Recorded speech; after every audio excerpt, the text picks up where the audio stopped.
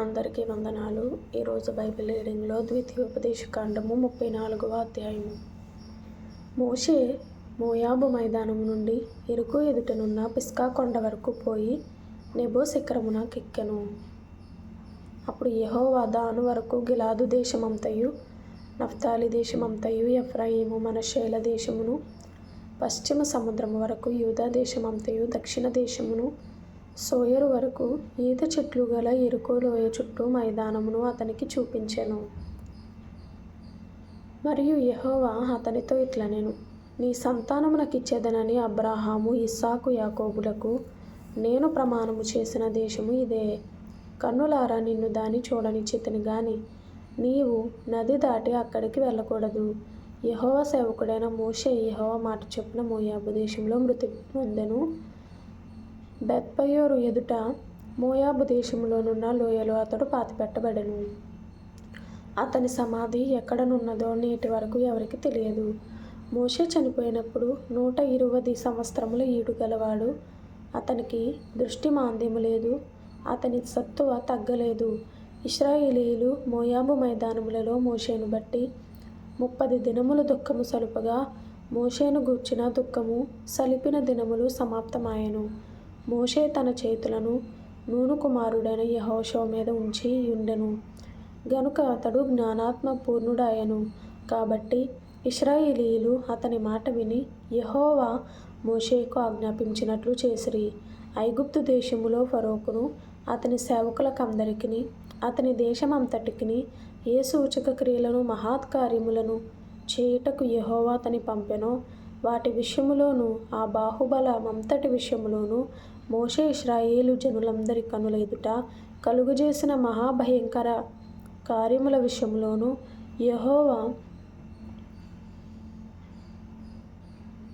యెహోవాను ముఖాముఖిగా ఎరిగిన మోషే వంటి ఇంకొక ప్రవక్త ఇశ్రాయేలీయులలో ఇదివరకు పుట్టలేదు.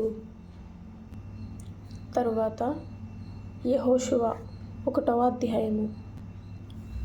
యెహోవా సేవకుడైన మోషే మృతి నొందిన తరువాత యెహోవా నూను కుమారుడును మోషే పరిచారకుడునైన యెహోషువకు ఇలాగు సెలవిచ్చెను, నా సేవకుడైన మోషే మృతి నొందెను.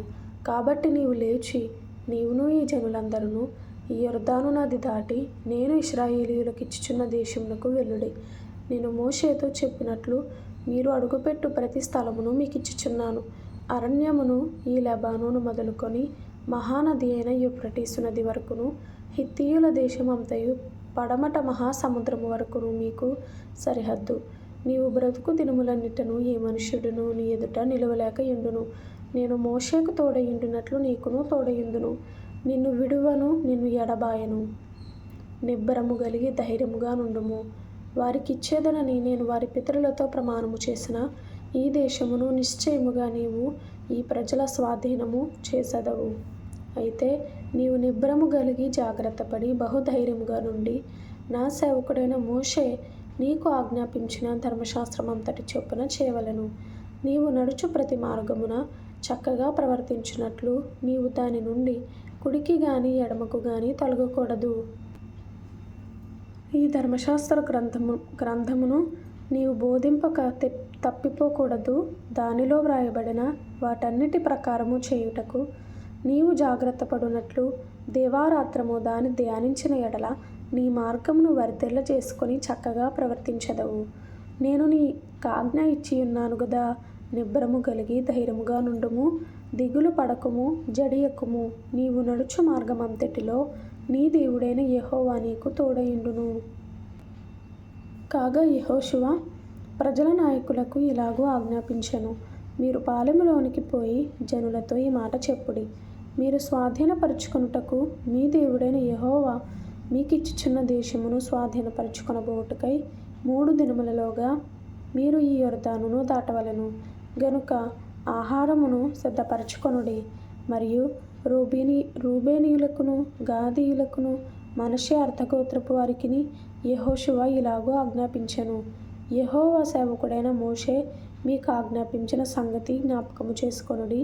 ఎట్లనగా మీ దేవుడైన యెహోవా మీకు విశ్రాంతి కలుగజేయుచున్నాడు. ఆయన ఈ దేశమును మీకిచ్చును. మీ భార్యలను మీ పిల్లలను మీ ఆస్తియు యొర్దాను యువతల మోషే మీకిచ్చిన ఈ దేశమున నివసింపవలెను గాని పరాక్రమవంతులను శూరులనైన మీరందరూ యుద్ధ సన్నద్ధులై మీ సహోదరులకు ముందుగా నది దాటి యెహోవా మీకు దయచేసినట్లు మీ సహోదరులకును విశ్రాంతి దయచేయు వరకు, అనగా మీ దేవుడైన యెహోవా వారికిచ్చు దేశమును స్వాధీనపరచుకొను వరకు మీరును సహాయము చేయవలెను. అప్పుడు తూర్పున యొర్దాను యువతల యెహోవా సేవకుడైన మోషే మీకిచ్చిన మీ స్వాస్థ్యమైన దేశమునకు మీరు తిరిగి వచ్చి దాని స్వాధీనపరచుకొందురు. అందుకు వారు, నీవు మాకు ఆజ్ఞాపించినదంతయు మేము చేసెదము. నీవు మమ్మను ఎక్కడికి పంపుదువో అక్కడికి పోదుము. మోషే చెప్పిన ప్రతి మాట మేము వినినట్లు నీ మాట విందుము. నీ దేవుడైన యెహోవా మోషేకు తోడయుండినట్లు నీకును తోడయుండునుగాక. నీ మీద తిరుగబడి నీవు వారికి ఆజ్ఞాపించు ప్రతి విషయంలో నీ మాట వినని వారందరూ మరణశిక్ష నొందుదురు. నీవు నిబ్బరము కలిగి ధైర్యము తెచ్చుకొనవలెనని యెహోషువకు ఉత్తరమిచ్చిరి.